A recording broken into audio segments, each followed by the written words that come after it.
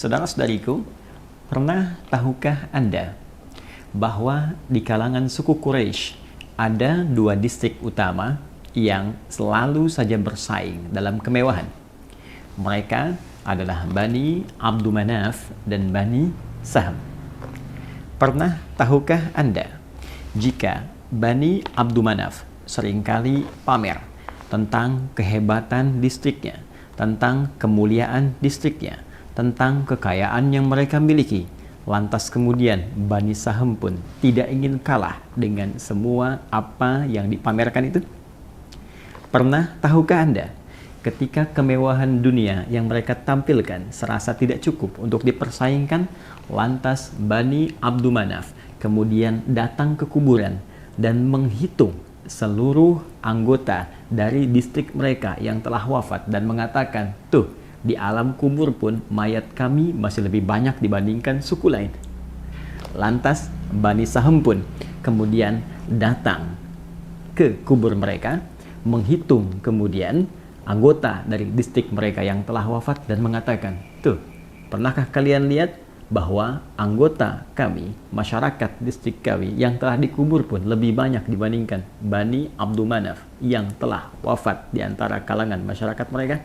Dan pernah tahukah Anda bahwa menurut Imam Muqatil dan Imam Al-Kalbi, kejadian ini menghadirkan respon cepat Allah Subhanahu wa Ta'ala dengan menurunkan firman-Nya satu surah diberi nama dengan nama persaingan kemewahan dan memperbanyak harta benda di antara dua distrik ini.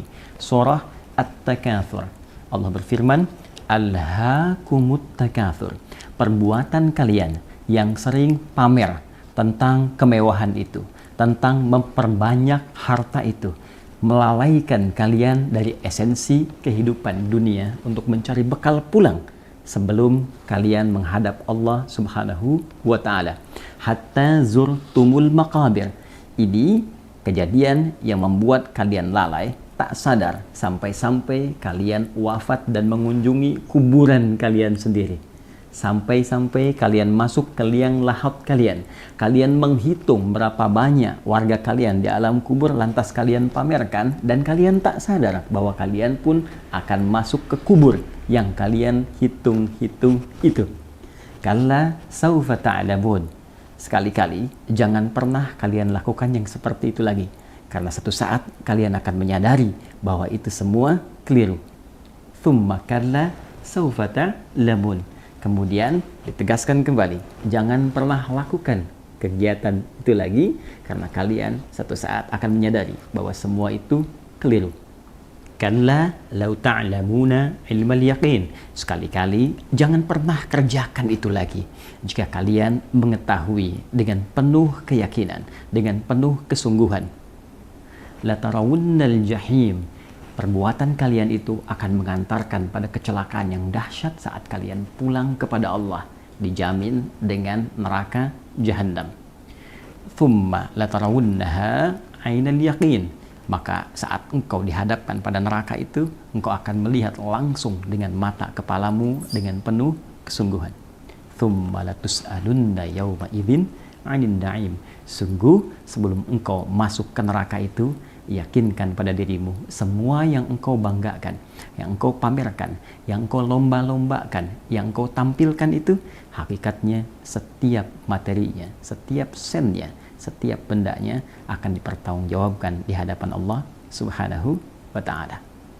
Saudara-saudariku, pernah tahukah Anda bahwa surah ini saat diturunkan bukan sekedar ingin meluruskan perbuatan orang-orang di zaman jahiliyah, lebih khususnya perlombaan kemewahan di antara Bani Abdu Manaf dan Bani Sahm itu, karena kaidah menyebutkan jika sifat ayatnya, informasinya umum disampaikan, maka ini menunjukkan kesan bahwa perbuatan itu boleh jadi akan berulang di masa depan dengan tokoh dan situasi yang berbeda, namun esensi yang serupa. Seakan-akan Allah ingin memberikan informasi pada setiap generasi dalam setiap masa yang berbeda bahwa seluruh nikmat yang dititipkan oleh Allah itu seyogyanya adalah bekal ibadah yang akan dibawa pulang dan dipertanggungjawabkan di hadapan Allah Subhanahu wa Ta'ala.